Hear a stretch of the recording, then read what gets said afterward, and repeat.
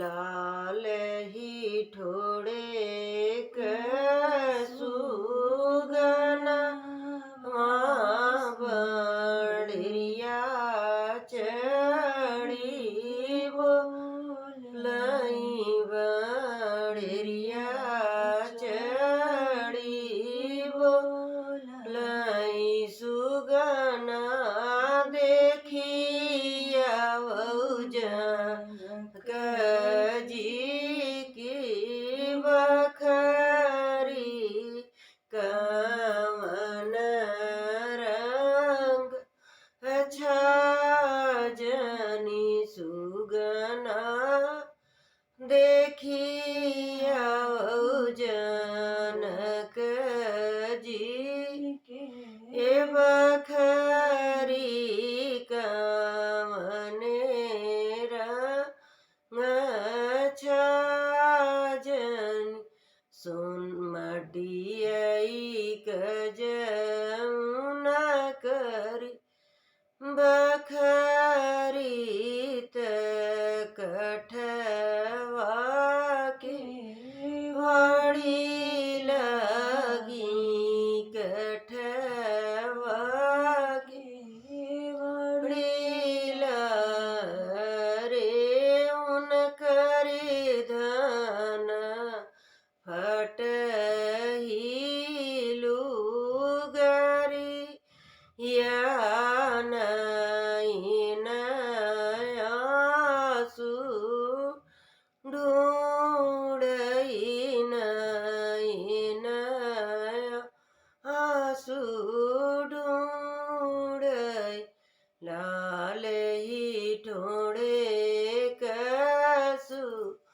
गनमा बड़िया चढ़ी बोलई सुगना देखी हो दशरथ जी की बखरी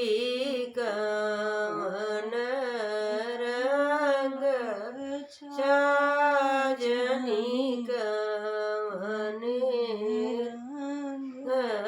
छाजन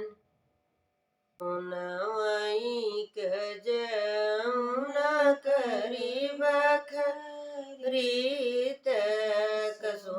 कसुरूपवा के वाड़ी लगी रूपवा के वाड़ी लगी रे उन करी धन ईठी मचियावा नैन भरी काजर मुखवा बेबीरा मचियवा बैठी बेहसई लाल ही ठोड़े कसुगना बड़िया चढ़ी बोल